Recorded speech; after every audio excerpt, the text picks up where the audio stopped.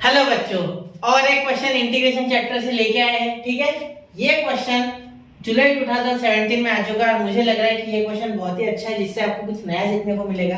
ठीक है, चाहे आपने इससे पहले क्वेश्चन पढ़ा भी हो तो एक बार देख लो। ठीक है, अप्रोच कैसी है वो।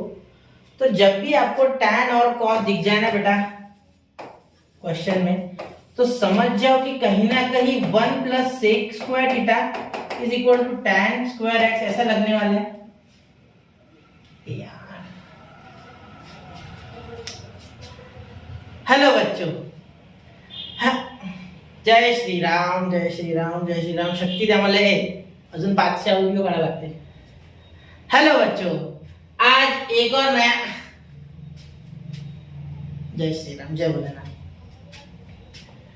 हेलो बच्चों, एक और नया क्वेश्चन इंटीग्रेशन चैप्टर से आपके लिए लेके आए हैं। क्वेश्चन देखिए क्या है, integration of √tan x upon sin x into cos x dx। ठीक है, अब ये क्वेश्चन अगर आप सिंपल तरीके से सोचोगे तो सॉल्व नहीं होने वाला, पहले तो बोल देता हूं। सब्स्टिट्यूशन तो आना ही आना है इसमें। ठीक है, दूसरी बात, tan x और cos x जब भी साथ में दिख जाए तो समझ लेना कि कहीं ना कहीं ये sec से लिंक करने वाले हैं। किससे? sec से, क्योंकि एक फॉर्मूला है जो इन दोनों को जोड़ता है tan और cos को, वो है 1 + tan square theta is equal to sec square theta. अब sec तो cos के साथ एकदम रिलेशन में करीबी भाई है उसका, 1 cos x is equal to sec। इसीलिए मैंने बोला कि tan cos और sec ये एक दूसरे से इस फॉर्मूले से रिलेटेड है। ठीक है, साथ में इंटीग्रेशन क्या होता है, 1 tan x sec square x, तो कहीं ना सॉरी 1 sec स्क्वायर x क्या होता है, tan x। ठीक है, वो पहले का। ठीक है, मैं डेरिवेटिव की बात कर रहा था। d dx of tan x भी sec स्क्वायर x होता है। ठीक है, बिल्कुल।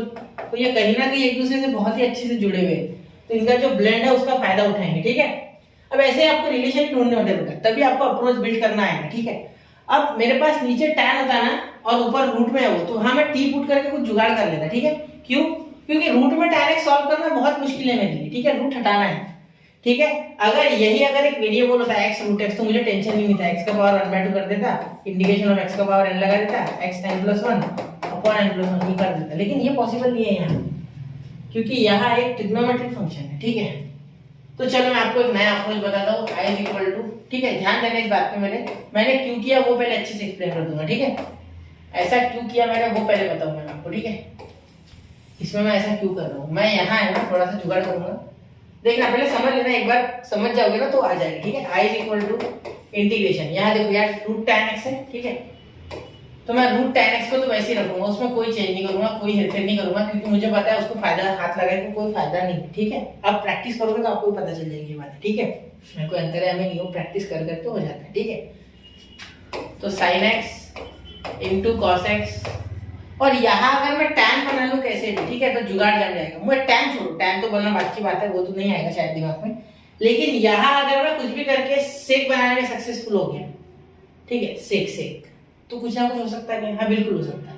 ठीक है, तो सोचने वाली बात क्या है पता है क्या, यहाँ अगर मैं cos x से मल्टीप्लाई और cos x से डिवाइड करूं, ठीक है, समझ रहे हो मैं क्या बोल रहा हूँ, ध्यान से सुनना, cos x से मल्टीप्लाई करूं और cos x से डिवाइड करूं, ठीक है, तो यहाँ एक cos तो कैंसिल हो जाएगा, बिल्कुल। ठीक है सर, और यहाँ sin इंटू cos आ जाएगा, बिल्कुल सर। ठीक है, समझ रहे हो ना इतना, यहाँ sin इंटू cos आ जाएगा, बिल्कुल। ठीक है,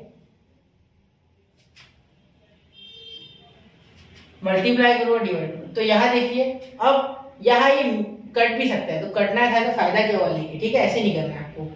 ठीक है, इसका मीनिंग 1 ही होता है। ठीक है, वो ध्यान देना। ठीक है, अब ध्यान देना मेरी बात पे, यहाँ i इज इक्वल टू, अब मैं लिखूंगा इन दोनों का tan x, क्या लिखूंगा, tan x, ध्यान देना, इंटीग्रेशन √tan x, तो ये tan x हो गया इन दोनों का मिलके।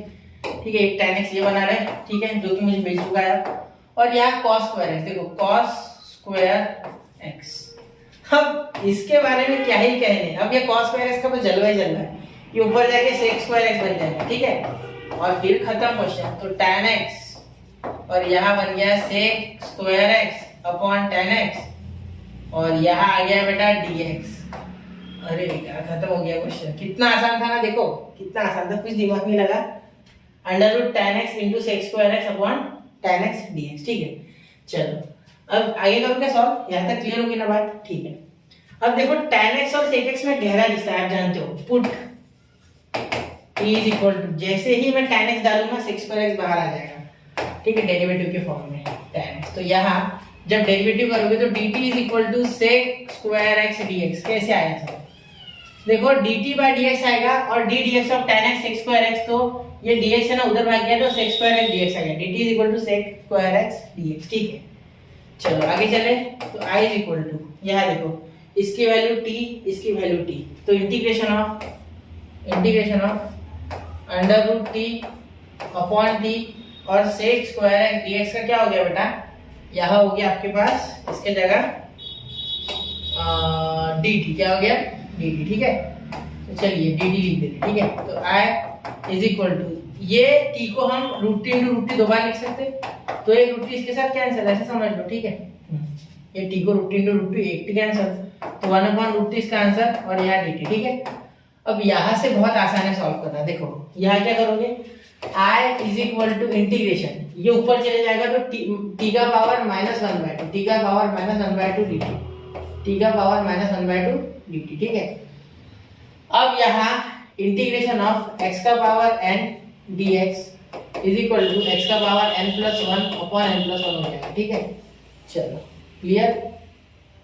अब यहाँ ध्यान देना, i is equal to integration तो खत्म हो गया, फॉर्मूला लगा देते, t का पावर -1/2 + 1 जो कि होता है पॉजिटिव 1/2, तो t का पावर पॉजिटिव 1/2 अपॉन 1/2, ठीक है, प्लस यहाँ प्लस सी होता है, ठीक है, भूलना, ठीक है। डेफिनेट में भूल सकते हो, इंडेफिनेट में कभी नहीं भूलना। t की वैल्यू रिटर्न करो, i is equal to, t की वैल्यू क्या है बेटा, tan x, तो यहाँ आ गया रूट tan x, क्योंकि ये 1/2 तो रूट होता है ना एक्चुअली, प्लस सी अपॉन यहाँ आ गया बेटा 1/2, तो ये 1/2 का 2 कहाँ चले गया ऊपर, तो ये यहाँ लग गया और ये प्लस सी, ठीक है।